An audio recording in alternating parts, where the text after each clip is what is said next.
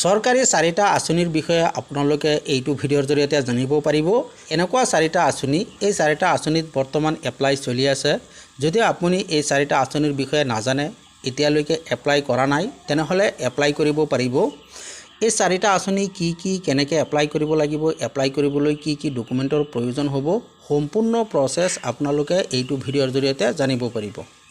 প্ৰথম আঁচনিটো হ'ল PM কিষাণ সন্মান নিধি। এই আঁচনিত বৰ্তমান এপ্লাই চলি আছে। যদি আপোনাৰ নামত ম্যাদী পট্টা মাটি আছে, আপুনি এজন খেতিয়ক হয়, তেনেহ'লে এই আঁচনিত এপ্লাই কৰিব পাৰিব।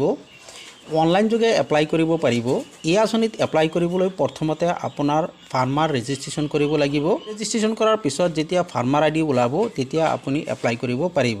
ফাৰ্মাৰ ৰেজিষ্ট্ৰেশ্যন কেনেকৈ কৰিব লাগে ইয়াৰ বিষয়ে মই আগতে ভিডিঅ' বনাইছোঁ। সেই ভিডিঅ'ৰ লিংকটো এইটো ভিডিঅ' ডিছক্ৰিপশ্যনত দিয়া হৈ আছে। তাত গৈ আপোনালোকে ভিডিঅ'টো চাই লেণ্ড ৰেজিষ্ট্ৰেশ্যন কৰি ল'ব পাৰিব। আৰু যদি আপুনি ফাৰ্মাৰ ৰেজিষ্ট্ৰেশ্যন কৰিছে, PM কিষাণৰ এপ্লাই এতিয়ালৈকে কৰা নাই, তেনেহ'লে অনলাইন যোগে এপ্লাই কৰিব পাৰিব। এপ্লাই কৰিবলৈ এইটো পেজত আহিব লাগিব, PM কিষাণ সন্মান নিধি। এইটো পেজৰ লিংক মই ভিডিঅ' ডিছক্ৰিপশ্যনত দি থৈছোঁ। তাত গৈ ডাইৰেক্ট আপোনালোকে এইটো পেজত আহিব পাৰিব। এইটো পেজত অহাৰ পিছত তাত দিয়া আছে নিউ ফাৰ্মাৰ ৰেজিষ্ট্ৰেশ্যন। এপ্লাই কৰিবলৈ এইটো অপশ্যনৰ ওপৰত ক্লিক কৰি দিব। যেতিয়া এইটো অপশ্যনৰ ওপৰত ক্লিক কৰি দিব, আপোনাৰ সন্মুখত এনেকুৱা পেজ আহিব, নিউ ফাৰ্মাৰ ৰেজিষ্ট্ৰেশ্যন ফৰ্ম। প্ৰথমতে ইয়াত চাক দিয়া হৈছে এণ্টাৰ আধাৰ নম্বৰ, ইয়াত আধাৰ নম্বৰ বহুৱাই দিব। তাৰপিছত মোবাইল নম্বৰ, ইয়াত মোবাইল নম্বৰ বহুৱাই দিব। ইয়াৰ পৰা ষ্টেটটো চিলেক্ট কৰি দিব। এই কেপচাৰটো ইয়াত বহুৱাই দিব আৰু গেট OTPত ক্লিক কৰি দিব। যেতিয়া গেট OTPত ক্লিক কৰি দিব, আপোনাৰ মোবাইলত এটা OTP পঠিয়াব। OTPটো বহুৱাই ভেৰিফিকেশ্যন কৰি দিব। OTP ভেৰিফিকেশ্যনৰ পিছত আপোনাৰ সন্মুখত এটা ফৰ্ম ওলাই আহিব, সৰু ফৰ্ম। সেই ফৰ্মটো ফিল কৰিব লাগিব এপ্লাইৰ বাবে। এনেকৈ আপোনালোকে PM কিষাণৰ বাবে এপ্লাই কৰিব পাৰিব। আৰু এটা আঁচনি হ'ল প্ৰধানমন্ত্ৰী ফচল বীমা যোজনা। এই যোজনাৰ জৰিয়তে চৰকাৰে কৃষকসকলক ক্ষতিপূৰণ দিয়া হয়। যদি কিবা কাৰণত আপোনাৰ খেতি নষ্ট হৈ যায়, পানীৰ কাৰণে হওক বা কোনো প্ৰাকৃতিক দুৰ্যোগৰ বাবে হওক, যদি আপোনাৰ খেতি নষ্ট হৈ যায়, তেনেহ'লে এই আঁচনিৰ জৰিয়তে আপুনি চৰকাৰৰ ফালৰ পৰা খেতিৰ ক্ষতিপূৰণ লাভ কৰিব পাৰিব। এই আঁচনিত এপ্লাই চলি আছে।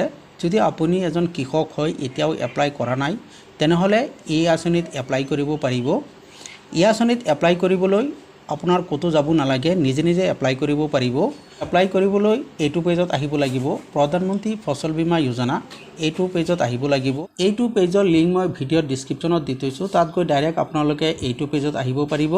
এইটো পেজত অহাৰ পিছত ইয়াত চাক দিয়া আছে ফাৰ্মাৰ কৰ্ণাৰ। ইয়াৰ এপ্লিকেশ্যন কেনেকৈ কৰিব লাগে ইয়াৰ বিষয়ে মই আগতে ভিডিঅ' বনাইছোঁ। সেই ভিডিঅ'ৰ লিংকটো এইটো ভিডিঅ' ডিছক্ৰিপশ্যনত দিয়া হৈ আছে। তাত গৈ আপোনালোকে ভিডিঅ'টো চাই এপ্লাই কৰিব পাৰিব। আৰু এটা আঁচনি হ'ল অৰুণোদয় আঁচনি। 3 আগষ্টৰ পৰা অৰুণোদয় আঁচনিৰ হিতাধিকাৰীসকলে 3000কৈ টকা পাব। এই টকাটো পোৱাৰ বাবে কেইটামান কাম কৰিব লাগিব, তেতিয়াহে 3000 টকা পাব।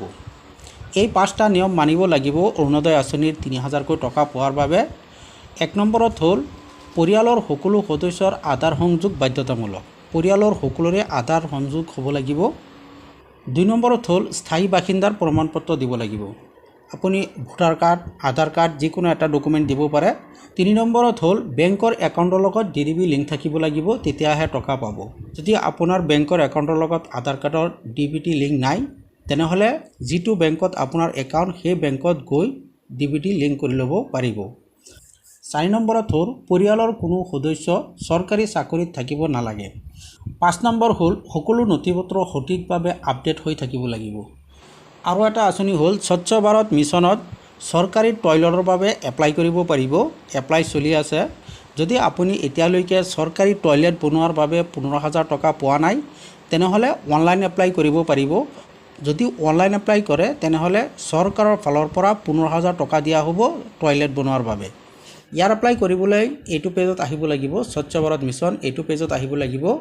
এইটো পেজত অহাৰ পিছত ইয়াত চাক দিয়া আছে চিটিজেন কৰ্ণাৰ। এইটো অপশ্যনৰ ওপৰত ক্লিক কৰি দিব। তাৰপিছত তলত চাক দিয়া আছে এপ্লিকেশ্যন ফৰ্ম। এপ্লিকেশ্যন ফৰ্মৰ ওপৰত ক্লিক কৰি দিব। এপ্লাই কৰি আছে, তেনেহ'লে চিটিজেন ৰেজিষ্ট্ৰেশ্যনত গৈ প্ৰথমতে ৰেজিষ্ট্ৰেশ্যনটো কৰি ল'ব। লগইন হোৱাৰ বাবে ইয়াত মোবাইল নম্বৰ বহুৱাই দিব আৰু গেট OTPত ক্লিক কৰি দিব। আপোনাৰ মোবাইলত এটা OTP পঠিয়াব, OTPটো ইয়াত বহুৱাই দিব। আপোনাৰ সন্মুখত এনেকৈ লগইন হৈ যাব। ইয়াত আপোনাৰ নাম, এড্ৰেছ, মোবাইল নম্বৰ শ্ব' কৰিব।